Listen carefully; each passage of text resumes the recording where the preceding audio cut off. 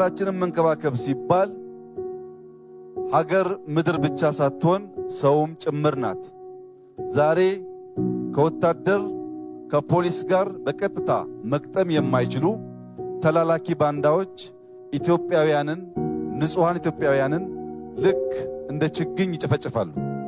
ይህን ማስቆም ከሁላችን ይጠበቃል። ንጹሃን ዜጎች ያውም ኢትዮጵያውያን መኖር የማይችሉባት ምድር ለማድረግና የያዝናቸውን ሐሳቦች ለማጨናገፍ የሚሞክሩ ኃይሎችና ተላላኪዎቻቸው ትልሞቻቸው እንዳይሳካ መከፈል ሳይሆን ሰብሰብ ብለን በተደመረ ክንድ ጠላቶቻችንን ማሳፈርና ዜጎቻችንን ካላግባብ የጨፈጨፉትን ደግሞ በሕግ አግባብ ማስተማር ይጠበቅብናል።